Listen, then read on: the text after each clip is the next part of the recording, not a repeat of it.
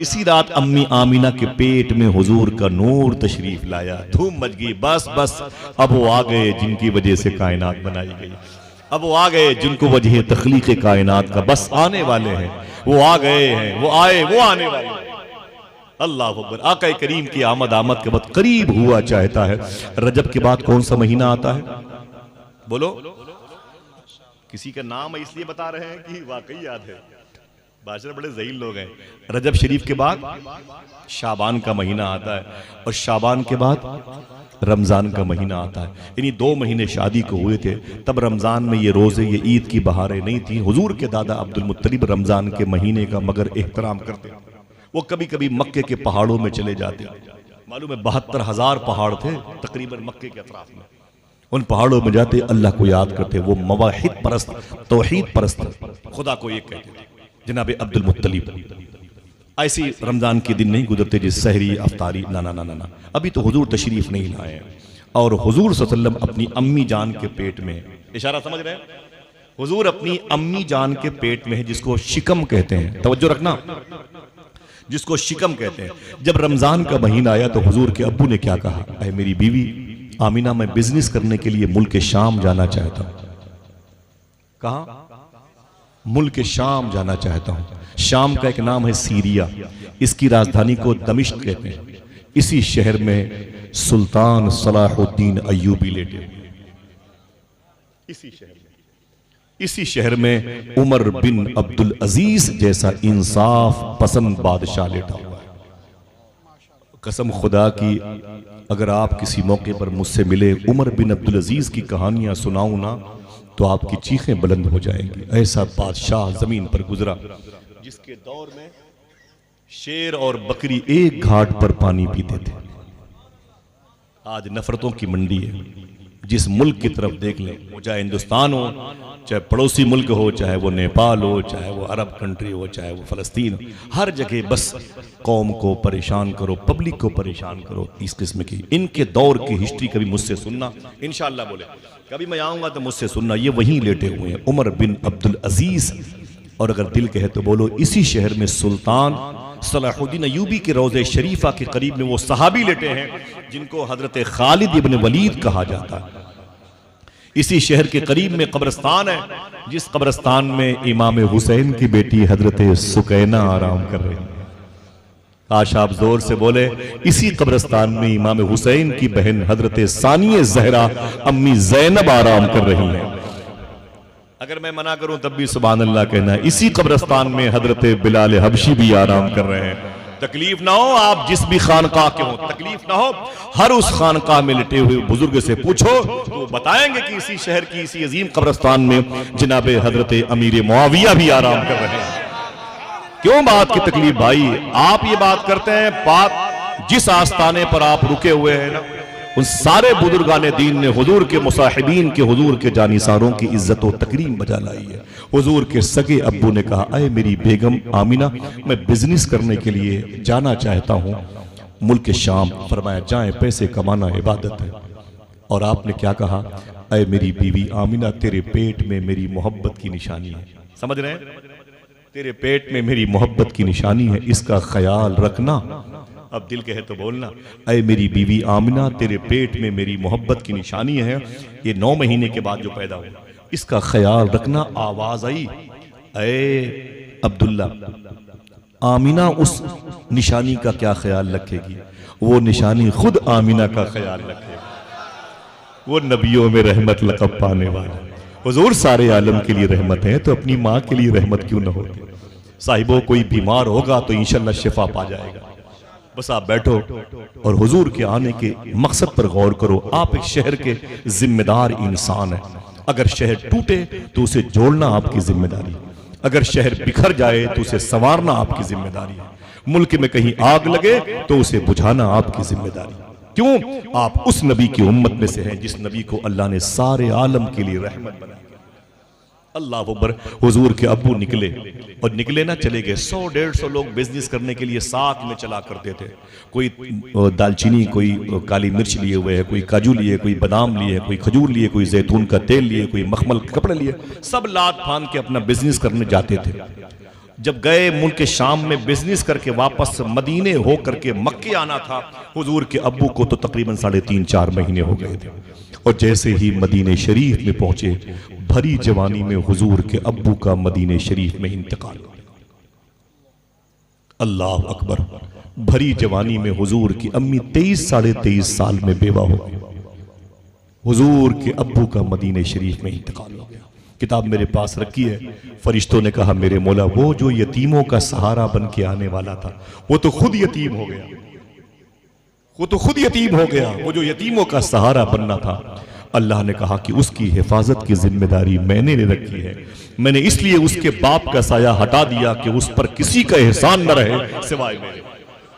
अल्लाह, तुम्हारा काम है दुरूद पढ़ना, मेरे हबीब का इंतजार करना।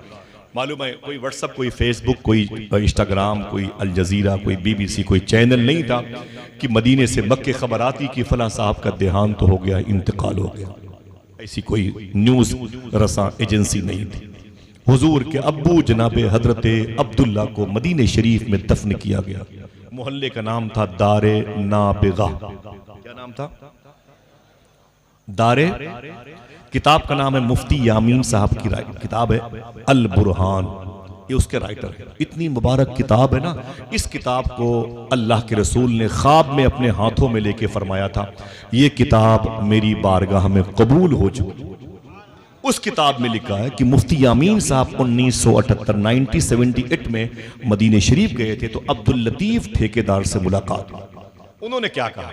हंगामा नहीं करना भाई, बस आप बैठे हैं, मेरे लिए बड़ी बात है। अब्दुल लतीफ साहब ने क्या कहा मुफ्ती यामीन साहब से? अभी हुजूर की मस्जिद में नमाजियों की तादाद ज्यादा हो गई, इसलिए हुजूर की मस्जिद की दीवारों को शहीद करके इसकी बढ़ोतरी हो रही थी। अचानक अल्लाह के रसूल के अब्बू की कब्र शरीफ खुल गई। सुनो ये नारा बिला वजह नहीं, मोहम्मद के गुलामों का कफन मैला नहीं होता। रब काबा की कसम, ये जेम्स बॉन्ड की फिल्म का चैप्टर नहीं है, ये अल्लाह के रसूल सल्लल्लाहु अलैहि वसल्लम का मौजज़ा है। अब्दुल लतीफ ठेकेदार कहते हैं कि जैसे हुजूर के अब्बू की कब्र खुली, ऐ मुफ्ती यामीन साहब किबला, मैंने बहुत करीब से हुजूर के अब्बू के जनाजे को देखा। अरे जिस्म तो जिस्म है, कफन के एक धागे मुस्कुरा रहे थे। अल्लाह, समझ रहे आप? कफन के एक धागे मुस्कुरा रहे थे। आका करीम सल्लल्लाहु अलैहि वसल्लम आला हजरत सरकार के खलीफा कुतुब मदीना शेख ज़ियाउद्दीन मुहाजिर मदनी रहमतुल्लाह तआला अलैह ने हुजूर के अब्बू की पेशानी का बोसा दिया। अगर मैं मरने वालों की बॉडी की जिंदगी की बात करूं तो एक अलग टॉपिक हो जाएगा, ताकि वहाबिया दयाबना को तस्कीन मिले, अल्लाह उसे हिदायत दे। जो ये कहते हैं कि वो नबी मर के मिट्टी मिल गए, शहीद मर के मिट्टी मिल गए, ना ना ना ना ना ना, ऐसा ना, ऐसा नहीं। पूछा गया वासिफ अली वासिफ से, हुजूर जिंदा हैं कि मुर्दा? वासिफ अली वासिफ से पूछा गया, हुजूर जिंदा हैं कि मुर्दा? कहा तुम्हारा अकीदा क्या है? तो उसने कहा मैं तो जानता हूं कि हुजूर इंतकाल कर गए, हुजूर मुर्दा हैं। तो वासिफ अली वासिफ ने कहा अगर हुजूर मुर्दा हैं तो हुजूर पर ये अल्लाह दरूद किस पर भेजता है? एक जवाब, अगर हुजूर मुर्दा हैं तो फिर अल्लाह दरूद किन पर भेजता है? आका करीम सल्लल्लाहु तआला अलैहि वसल्लम के अब्बू, ये शेख कुतुब मदीना ज़ियाउद्दीन मुहाजिर मदनी आला हज़रत सरकार के खलीफा थे, इन्होंने हुजूर के अब्बू की पेशानी का बोसा दिया। फिर लौट के आपने कहा था, खुदा की कसम हुजूर के अब्बू की जो आंखें इतनी चमकदार थी, इतनी चमकदार आंखें तो जिंदों की भी नहीं रहा करती हैं। और इनका इंतकाल कब हुआ? जब हुजूर अपनी माँ के पेट में तकरीबन 3 या 3.5 महीने के थे, यानी हुजूर पैदा भी, बोलो भाई, नहीं हुए थे। अब वो ग्रुप जो इनके साथियों का था, उसे मदीने शरीफ से मक्के आना था। अभी मक्के वालों को खबर नहीं, आपको पता चल जाए कि मेरी जो है घर वापसी हो रही है, 10-20 लोग अरब शरीफ में बिजनेस करें, 3 साल के बाद अयोध्या एयरपोर्ट पर उतरे तो फिर बस्ती से 10-20 गाड़ियां पहुंच जाती हैं, बहनें भी चली जाती हैं, बीवी चली जाती है, बाप भी लाठी टेकते हुए पहुंच जाता है और भाई भी चला जाता है। समझ रहे हैं? क्यों भाई क्यों? बोले मेरा बाप आने वाला है, मेरा बेटा आने वाला है, मेरी बहन कहती है मेरा भाई आने वाला है, वगैरह वगैरह। आका करीम सल्लल्लाहु तआला अलैहि वसल्लम के अब्बू जब आने वाले थे तो मक्के वाले इस्तकबाल करने के लिए उस मोहल्ले पे खड़े हो गए जहां वेलकम करने का रवाज था। सबने सबसे मुलाकात की। हुजूर के दादा अब्दुल मुत्तलिब ने काफिले वालों से कहा आप सबसे मुलाकात करते हो, ये बताओ मेरा बेटा अब्दुल्ला कहाँ? तवज्जो है? मेरा बेटा अब्दुल्ला कहाँ है? तो काफिले वाले रोने लगे, बोले अय अब्दुल मुत्तलिब, भूल जाओ अपने बेटे को, तेरा बेटा मर गया। जमीन पर गिरे, बेहोश हो गए। हुजूर के दादा चीख मारे, बेहोश हो गए। बाद में होश आया तो रोने लगे, बोले हाय मेरा बेटा, हाय मेरा बेटा। कलीम दानिश कानपुरी ने कहा था, कोई इस दर्द को एक बाप से बेहतर न समझेगा। जवां बेटा गुजर जाए तो कांधा टूट जाता है। अल्लाह के रसूल के दादा बहुत रोए। घर के लोगों ने उठाया और उठा करके बोले इनको घर ले चलो। आपने फरमाया मुझे घर मत ले चलो, मुझे मेरी बेटी बहू अम्मी आमीना के घर ले चलो, क्योंकि जिनका इंतकाल हुआ था उनके शौहर थे वो। अम्मी आमीना के घर गए। अम्मी आमीना जाहिर सी बात है अपने शौहर के इंतजार में, अपने शौहर के, बीवियों को पता चल जाए कि मेरा शौहर आने वाला है तो सोफे के कवर बदल दें, अपने लिबास की मैचिंग पर जोर दें, घर की दीवारों को साफ करें, नए बर्तन निकाल दें, नए कप निकाल दें, खिड़कियों के पर्दे बदल दें, फ्रिज के कवर बदल दें कि मेरा शौहर, मेरा हस्बैंड आने वाला है।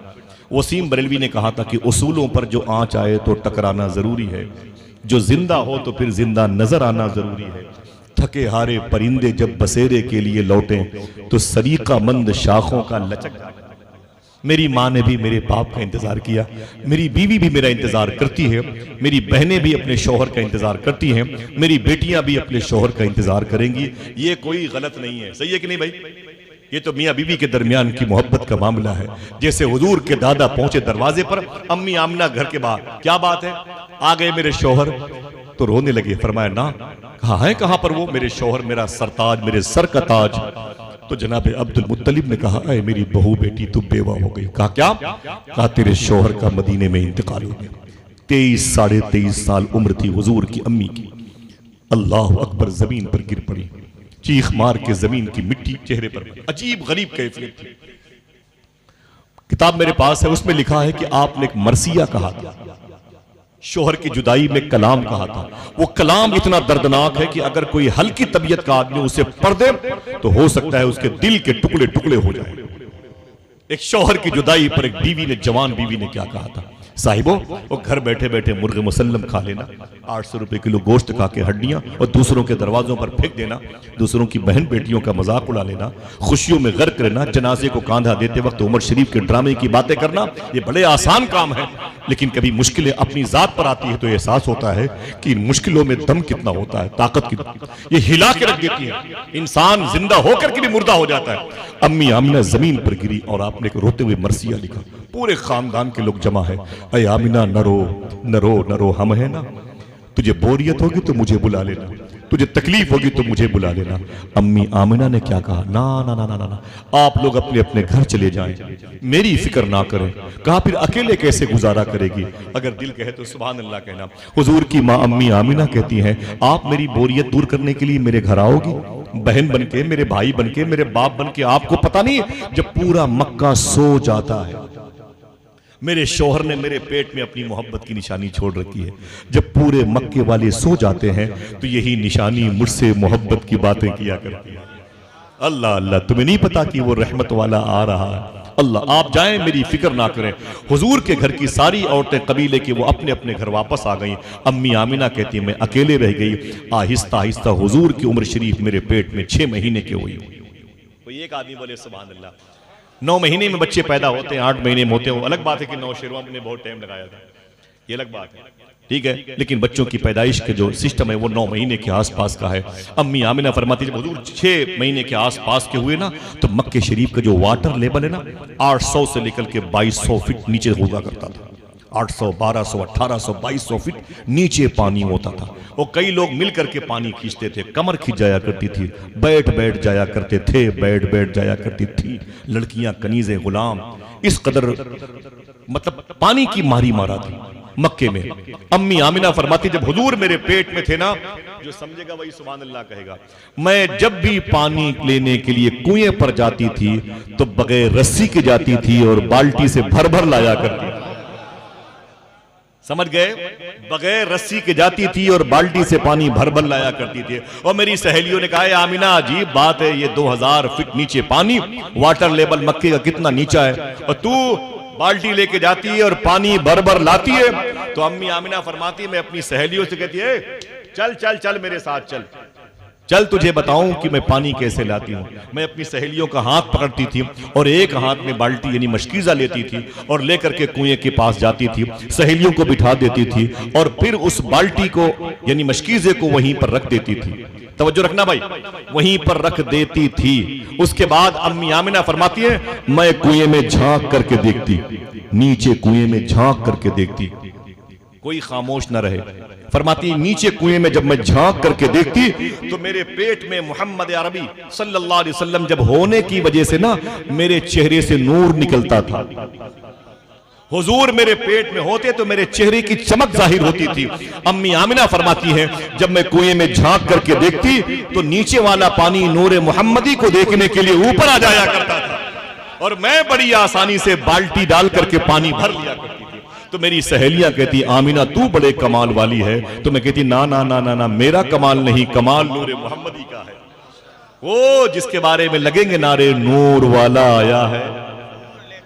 जरा हाथ उठा के बताओ, नूर वाला आया है। फिर से बोलो, नूर लेके आया है। अम्मी आमिना फरमाती, आहिस्ता आहिस्ता बरकत ही बरकत मेरे घर में थी। एक आदमी जरूर बोले सुभान अल्लाह। फिर अम्मी आमिना फरमाती हैं, वो रबीउल अव्वल शरीफ का महीना आ ही गया।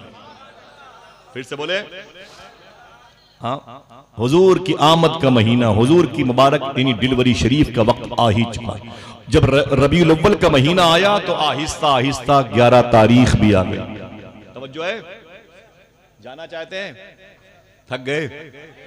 बोलो भाई, अल्लाह सलामत रखे आप सबको। पता नहीं क्यों बहुत अच्छा लग रहा है।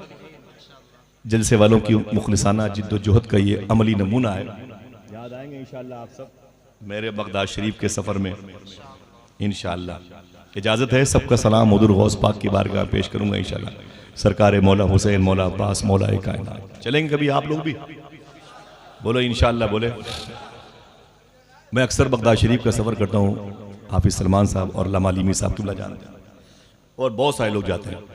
मेरे बहुत सारे हिंदू भाई भी गौस पाक के रोज़े को देखने आते हैं, इमाम हुसैन की मौला अली सरकार में जाते हैं। मेरे कुछ दोस्त गए थे, विजय सिंह नाम था, झारखंड के थे, कुछ पंजाब के थे, वो गए तो विजय भाई थे। तो मैंने उनको गौस पाक की बारगाह में कहा, विजय भाई मैं मुसलमान हूँ और आप हिंदू मज़हब के हैं, आपने मेरे गौस पाक के रोज़े को देखा तो कैसा लगा आपको? आपको कैसा लगा? मालूम है क्या कहा? जवाब दूं? बोले, आसिफ भाई मैंने हुजूर गौस पाक के रोज़े को देखा ना, तो मैंने कहा कि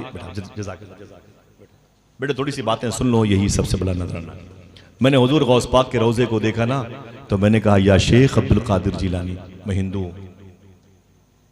हिंदू हूं, मुझे ये नहीं पता था कि मैं क्यों पैदा हुआ, लेकिन खुदा की कसम जब से आपकी मज़ार शरीफ देखी है, जाली पकड़ के बोले, आज समझ में आया है कि बस आप ही के रोज़े को देखने के लिए पैदा हुआ है। अल्लाह अल्लाह। मैंने कहा, कहाँ खोलेंगे सुयार ने खुशबू का, क्या मिठास है इस इस्लाम के मुबारक सिस्टम में, मगर हमने अपने आप को इसके करीब नहीं किया, इसलिए बेचैनी है।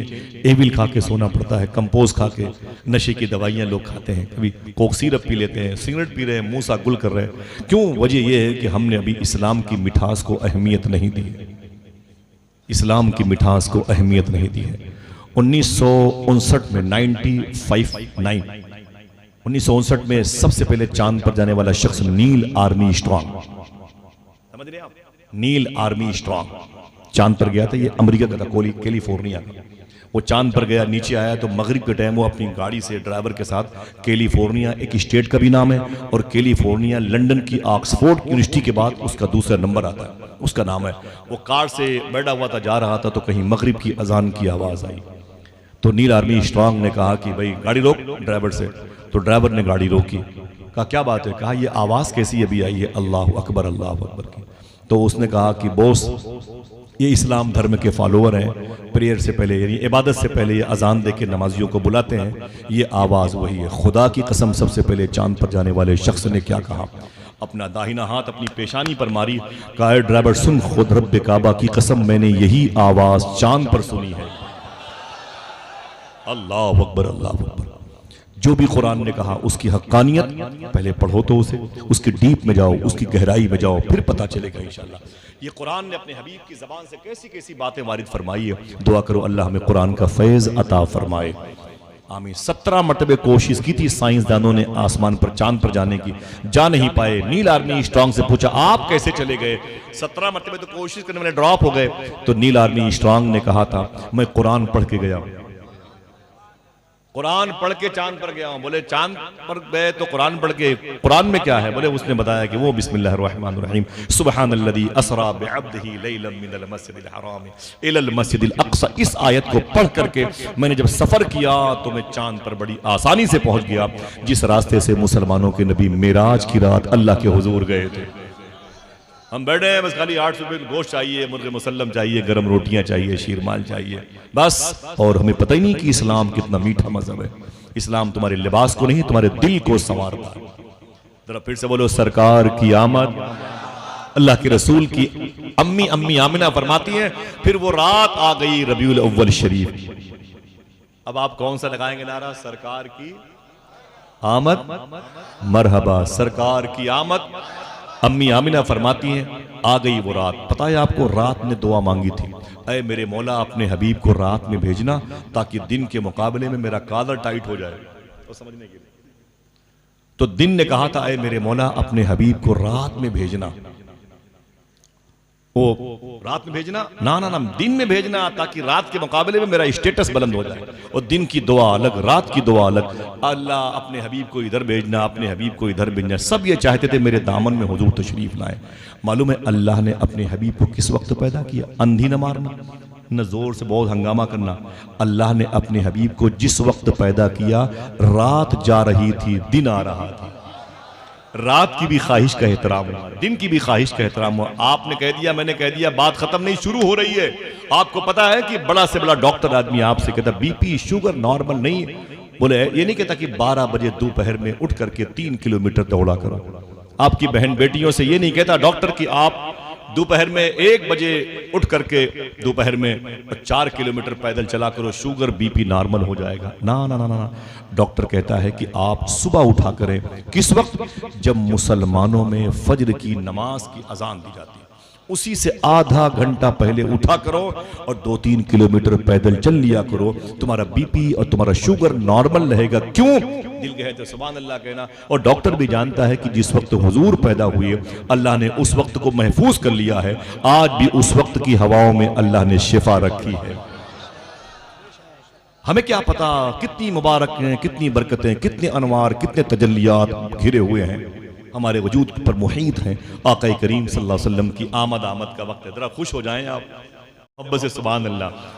मालूम है अम्मी आमिना फरमाती डिलीवरी का वक्त था, हुजूर सल्लल्लाहु अलैहि वसल्लम तशरीफ लाने वाले थे, मैं अकेली थी। अचानक मेरी कुछ सहेलियां आ गई। नाम बताऊं सुभान अल्लाह कहोगे कि मेरे कहने से कहोगे? बोलो भाई। अम्मी आमिना फरमाती हैं कि मेरे सामने मेरी एक सहेली थी, उसका नाम था हजरत शिफा। वो बैठी हुई, क्या नाम लिया मैंने? हजरत शिफा। इन्हीं के बेटे को अब्दुर्रहमान बिन औफ कहा जाता है। लल्लू पंजू नहीं थे, भीख नहीं मांगते थे, इतने पैसे वाले सहाबी थे अब्दुर्रहमान बिन औफ। इतने पैसे वाले सहाबी थे, इनका जब इंतकाल हुआ तो इनके घर में सोने के इतने बड़े बड़े और पत्थर के टेकरे रखे हुए थे, उन्हें कुल्हाड़ी से काट करके इनके बेटों को सोने तकसीम किए गए। अब्दुर्रहमान बिन औफ, इनकी मां को शिफा कहते, वो सामने बैठी थी। उन्हीं के करीब में अबू लहब की बांदी हुजूर की अम्मी की सहेली हजरत सोएबा बैठी हुई। उन्हीं के करीब में एक औरत बैठी थी, उसको सुन के आप सुभान अल्लाह नहीं कहेंगे, बताऊंगा तो शायद कह सकते हो। उनका नाम था उम्मे ऐमन। इनके बारे में हुजूर ने कहा था उम्मे ऐमन मेरी माँ के बाद मेरी दूसरी माँ है। उनके बगल में एक लड़की बैठी थी, उसका नाम था फातिमा बिन्त नक़दिया। उनके बगल में एक मुबारक खातून और बैठी थी जिनका नाम था फातिमा बिन्त असद। हमें पता ही नहीं है, तारीख से हमें कोई वाकफियत नहीं है, वरना इस नाम पर तो कोई ना कोई जरूर बोलता। ये फातिमा बिन्त असद कौन है मालूम है? इन्हीं के बेटे को मौला अली कहा जाता है, इन्हीं को मखदूमा फातिमा की सास कहा जाता है, इन्हीं को इमाम हसन हुसैन और मखदूमा ज़ैनब की दादी कहा जाता है। समझ इन्हीं को इमाम ज़ैनुल आबदीन की परदादी कहा जाता है, इमाम बाकर की दादी की सास कहा जाता है। ये बड़े प्यारी मुबारक किस्मत वाली जनाब असद की बेटी हैं। जरा नाम हाथों को उठा के बोलो, नारे हैदरी, नारे गौसिया। ये इन्हीं के बेटे हैं मौला अली, मशरिक व मगरिब के इमाम, विलायत के ताजदार हजरत मौला अली। जरा मोहब्बत से कह दो सुभान अल्लाह। ये बैठी हुई थी, ये सारी लड़कियां हुजूर की डिलीवरी के वक्त अम्मी आमिना के पास बैठी हुई थी। अचानक अम्मी आमिना कहती, मैंने देखा तो पतली पतली लड़कियां मेरे घर में, खजूरों जैसी लंबी लंबी लड़कियां मेरे घर में दंदनाती हुई, कभी इधर से उधर, कभी उधर से इधर, कभी इधर से उधर चल रही हैं। देखना है कितने लोग फिर सुभान अल्लाह कहते हैं। कोई बहरा होगा वो भी सुभान अल्लाह कहेगा। अम्मी आमिना फरमाती, मैंने कहा ताल बिनात, इधर इधर इधर, और तुम लोग कौन हो जो मेरे घर पे दंदनाती हुई चलती हो? उन पतली पतली लड़कियों से कहा जो खजूरों जैसी लंबी लंबी हसीन नजर आ रही थी। मैंने कहा तुम लोग कौन हो? तो उन लड़कियों ने कहा, अम्मी आमिना आप मुझे नहीं जानती हैं, अरे हम जन्नत की हूरें हैं, हुजूर के इस्तकबाल के लिए आए हुए हैं। आज लगेगा नारा, नूर वाला आया है। हम आपके यहां जमीनी नहीं आसमानी है, जन्नत की हूर हुजूर के वेलकम के लिए जन्नत से आई हुई है। अम्मी आमिना फरमाती, मैं खुश हो गई, मेरा लाडला कितने कमाल वाला है, और जन्नत से हूरें आई हैं हुजूर के इस्तकबाल के लिए। फिर अचानक फरमाती अम्मी आमिना, मैंने 4-5 औरतों को और देखा जो मेरे घर में बहुत ही बन संवर के, बन ठन के बैठी हुई थी। मैंने उन औरतों से कहा, आप लोग कौन है? आप लोग कौन है? तो उनमें से एक औरत ने कहा कि मेरे शौहर का नाम था फिरौन, जिसका ईमान पर खात्मा नहीं हुआ। मैं उसकी बीवी हूं आसिया, जिसका ईमान पर खात्मा हुआ। हुजूर के आने से पहले हुजूर पर दुरूद पढ़ने वाली आसिया। क्या मतलब? ईमान और इस्लाम ये गॉड गिफ्टेड चीज है, समझ रहे हैं आप? गॉड गिफ्टेड चीज है। मेरा टॉपिक ये नहीं, वरना बताता मैं आपको, ये गॉड गिफ्टेड प्रॉपर्टी नहीं है, प्रॉपर्टी नहीं है। सुने आप, जरा मोहब्बत से कहते हैं सुभान अल्लाह। मैंने कहा आप बोले आसिया, तो मैंने कहा आपके बगल में जो औरत बैठी है ये खूबसूरत, ये कौन है? बोलेंगे सुभान अल्लाह? बोलो भाई। मैंने कहा आपके बगल में आप कौन है भाई जो बैठी हुई हैं? तो उस मुबारक खातून ने कहा, ए आमीना आप मुझे नहीं पहचानती हैं, मेरे ही बेटे की ठोकर की वजह से जमजम का पानी निकला था। दुनिया मुझी को हजरत हाजरा के नाम से जानती है। एक नबी की माँ हूँ, एक नबी की बीवी हूँ, और जो मेरे बगल में है ये हजरत सारा बैठी हुई हैं, और उनके बगल में जो है वो हजरत हव्वा बैठी हुई हैं। उनके बगल में एक खातून थी, बड़ी खूबसूरत थी। अम्मी आमिना कहती, बहन आप कौन है? आप कौन है? ये तो हो गई आसिया, ये हो गई हाजरा, ये हो गई सारा, ये हो गई हव्वा, आप कौन है? तो उन्होंने कहा आप मुझे नहीं पहचानती हैं, मैं अकेले बोलता हूँ, शायद अकेले कोई सुभान अल्लाह कहे। मैंने कहा आप मुझे नहीं पहचानती अम्मी आमिना? मैंने कहा ना ना ना, आप बताया हैं कौन? बोले दुनिया मुझी को हजरत मरियम के नाम से जानती है। 16वें पारे में कुरान शरीफ में एक सूरे ही अल्लाह ने इनके नाम से मंसूब फरमाई है। हजरत, हाथ उठा के बोलो, हजरत ईसा अलैहिस्सलाम की ये मां है। क्या है? कौन है? क्रिश्चियनिज्म इन्हीं को फॉलो करता है, ईसाईइज्म इन्हीं को फॉलो करता है। ठीक है, उसे पता नहीं कि हुजूर आखिरी नबी है। अल्लाह हिदायत दे। जनाब हजरत मरियम, एक बात कहूं चुपके से, अगर किसी और लड़की की शादी ना हो और लड़का हो जाए तो हालात तो खराब हो जाएंगे, उसकी जात पर उंगलियां उठेंगी, कैरेक्टर अच्छा नहीं है। शादी नहीं हुई, औलाद हो गई, बोलना नहीं, सुनना और समझना। जनाब मरियम की भी शादी नहीं हुई मगर औलाद हुई थी। समझ रहे भाई? जनाब मरियम की भी शादी नहीं हुई, औलाद मगर हुई थी। बताओ हो सकती है? जाहिरी तौर पर जो सिस्टम है, जो कल्चर है, तहजीब है, सकाफत है, औलाद। लेकिन चुपके से कहूं, नाराज मत होना, अगर अल्लाह चाहे तो, बोलो बोलो बोलो, जिसका जिसका अकीदा है अल्लाह चाहे तो हाथ उठा के बताए, अल्लाह चाहे तो हो सकती है। अल्लाह चाहे ना तो बगैर बाप और बगैर माँ के आदम अलैहिस्सलाम को पैदा कर दे। लोग बैठ के दरभंगा स्टेशन में खाई नहीं खाते हैं यार। बताओ, पहले पहले मुर्गी की पहले अंडा। हाँ, उन्हें क्या पता कि मेरा अल्लाह चाहे तो बगैर मुर्गी के अंडा पैदा कर दे, बगैर अंडे से मुर्गी पैदा कर दे। हाँ, वो पानी के कतरों से तस्वीरें बना देता है। कहते क्यों नहीं सुभान अल्लाह? वो पानी के कतरों से इतनी मुबारक तस्वीरें तुम्हारे चेहरे की बना के रखा। उसकी कुदरत देखनी है? सूफी सुल्तान मियां फरमाते हैं, अल्लाह की कुदरत देखनी है। जब तुम अपनी माँ के पेट में 9 महीने थे, कितने समझना तो बोलना, 9 महीने थे, तुम्हारी माँ खाती थी अपने हिसाब से। डॉक्टर ने कहा था फ्रूट्स खाया करो, मेवा की चीजें खाया करो, वगैरह वगैरह, ताकतवर चीजें खाया। तुम्हारी माँ खाती थी अपने हिसाब से, लेकिन अल्लाह तुम्हें देता था तुम्हारे हिसाब से। अगर अल्लाह तुम्हारे हिसाब से नहीं, माँ के हिसाब से तुम्हें देता तो लोथड़े बन के बह गए। बोलो सही है कि नहीं? लेकिन माँ के पेट में अल्लाह ने हमें दिया। जरा हाथ उठा के बोलो, ऐ अल्लाह तेरा शुक्र है। सोचा करो कभी तन्हाई में 10 mm की पथरी होती है ना, तो पूरा घर चीखता चिल्लाता है, पूरे खानदान वालों को जगाता है।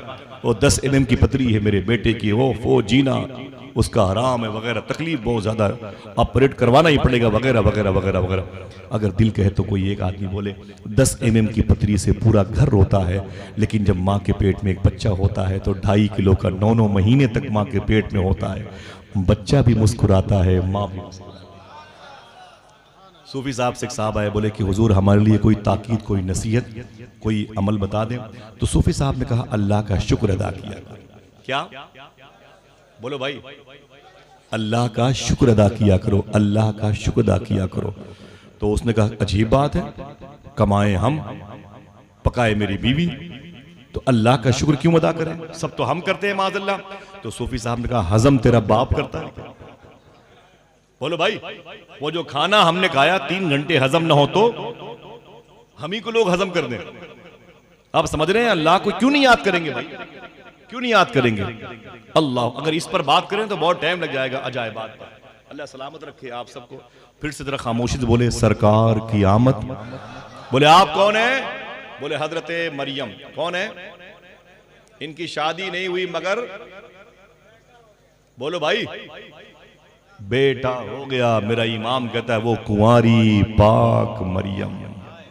कोई लड़की कुंवारी होती है और बेटा होता है तो पाक नहीं होती, और अगर पाक होती है तो फिर बेटा नहीं होता। समझ रहे आप? लेकिन मेरा इमाम कहता है वो कुंवारी भी थी और पाक भी थी। वना फख्त फीह का दम। जनाब जिब्रील ने, हुजूर के कासिद ने, फरिश्तों के सरदार ने जनाब मरियम के यहाँ पर, यहाँ इधर देखे भाईजान, यहाँ पर आके दम कर दिया था। वना फख्त फीह का दम, जैसे दम किया अल्लाह के हुक्म से, उनके पेट में ईसा अलैहिस्सलाम तशरीफ लाए। कभी भूलना नहीं इंशाअल्लाह। बोलो भाई, उनके पेट में तशरीफ लाए। कुछ भी हो मगर आमिना का जाया वही सबसे अफजल आया।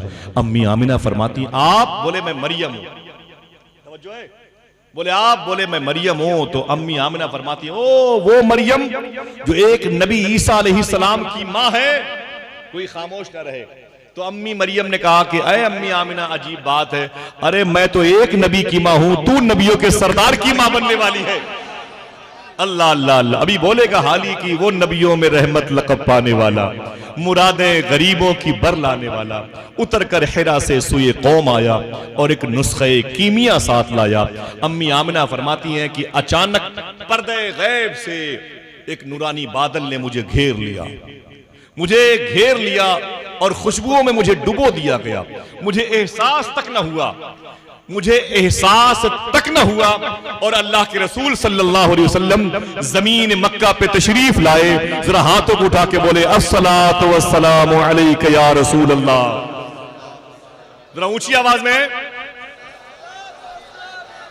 फिर से बोले। मेरा इमाम कहता है, जिस सुहानी घड़ी चमका तैबा का चांद, उस दिल अफरोज साद पे नारे लगे, नूर वाला आया है, नूर लेके आया है। पूरब के जानवर पश्चिम की तरफ भागे और पश्चिम के जानवर पूरब की तरफ भागे, और जब दोनों सिमतों के जानवरों से मुलाकात हुई तो जानवरों ने एक दूसरे से कहा, यार मुबारक हो, रसूलों के सरदार आए हैं। परिंदों को भी अल्लाह ने बोलने की ताकत दी, आपस में बातें करते थे, मुबारक हो आमिना का लाल आया है। समुंदरों की लहरों पर मछलियां निकल कर हुजूर की बारगाह में मुबारकबादियां पेश करती थी। शबे असरा के दूल्हा पे दायम दरूद आका करीम सल्लल्लाहु अलैहि वसल्लम तशरीफ लाए। अम्मी आमिना फरमाती, मुझे एहसास तक न हुआ। क्या मतलब पता है आपको? तुम्हारी और मेरी, जो यहाँ पर जिम्मेदार लोग बैठे हुए हैं, सब जब इनकी पैदाइश हुई थी, मेरी बेटे की, मेरी बीवी हो या मेरी बहन हो या मेरे बाप की, हर बच्चे की पैदाइश पर औरतों को तकलीफ कितनी होती है बता दूं? बोलो बताओ, मालूम है तकलीफ कितनी होती है? साइंस क्या कहती है? एक बच्चे की पैदाइश पर इतनी तकलीफ होती है मां को, अगर उसकी तकलीफ को 70 मर्दों को बांट दिया जाए तो ये मर्द मर भी सकते हैं। मैंने कहा नहीं आप खामोश रहिए, बाप रे बाप। लेकिन अफसोस ये है कि वही माँ जो हमारे लिए इतना कुछ झेलती है, बाद में हम उसे जूतों की नोक पे रखते हैं। जिनकी माँ घर पे जिंदा है वो हाथ उठाएं, जल्दी करें, इस मामले में कोई कंप्रोमाइज नहीं, उठाए रखें। जरा बोले माँ जिंदा है तो बोले ऐ अल्लाह तेरा शुक्र है। वादा करो इंशाल्लाह कभी भी घर से बाहर जाना काम धाम करने के लिए तो अपनी अम्मी का हाथ चूम के जाना इंशाल्लाह। दिल से बोलो इंशाअल्लाह। माँ को कभी झिड़कना नहीं, कभी माँ को नाराज मत करना इंशाअल्लाह। बोले